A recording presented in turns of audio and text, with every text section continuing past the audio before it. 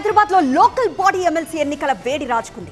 MLC ఎన్నికల బరి నుంచి కాంగ్రెస్ బీఆర్ఎస్ తప్పుకున్నా తాము మాత్రం తగ్గేదే లేదన్న బీజేపీ అభ్యర్థిని నిలబెట్టింది.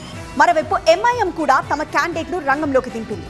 అయితే కాంగ్రెస్ బీఆర్ఎస్ ఎవరికి మద్దతిస్తా అన్నది ఆసక్తికరంగా మారింది. హైదరాబాద్ స్థానిక సంస్థల ఎమ్మెల్సీ ఎన్నికల్లో బరిలో దిగింది బీజేపీ.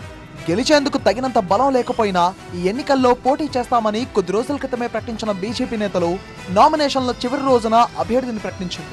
పార్టీ నేత గౌతమరావును ఎమ్మెల్సీ అభ్యర్థిగా బరిలో దింపింది. పార్టీ కార్యకర్తగా ఉన్న తనకు ఎమ్మెల్సీగా పోటీ చేసే అవకాశం దక్కిందని, ఈ ఎన్నికల్లో తాము ఎలా గెలుస్తామో ముందు ముందు తెలుస్తుందని గౌతమరావు అన్నారు.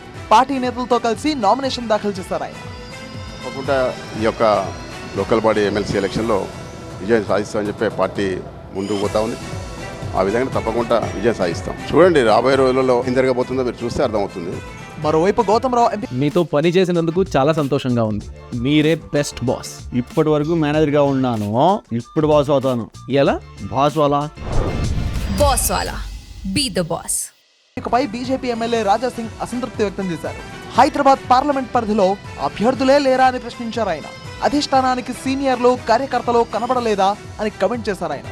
అయితే గౌతమరావు అభ్యర్థిత్వంపై అభ్యంతరం వ్యక్తం చేసిన రాజా సింగ్ తో మాట్లాడతామన్నారు ఆ పార్టీ నేతలు.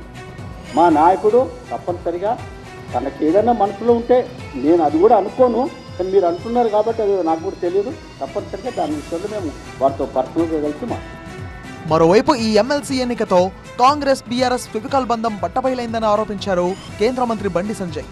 ఎంఐఎం తరపున ఎమ్మెల్సీ అభ్యర్థిగా మిర్జా రియాజుల్ హసన్ నామినేషన్ దాఖలు చేశారు.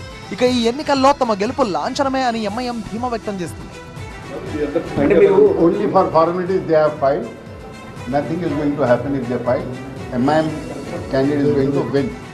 ఈ ఎమ్మెల్సీ ఎన్నికల బరి నుంచి కాంగ్రెస్ బీఆర్ఎస్ తప్పుకోవడంతో పోటీ ఎంఐఎం బీజేపీ మధ్య ఉండబోతోంది.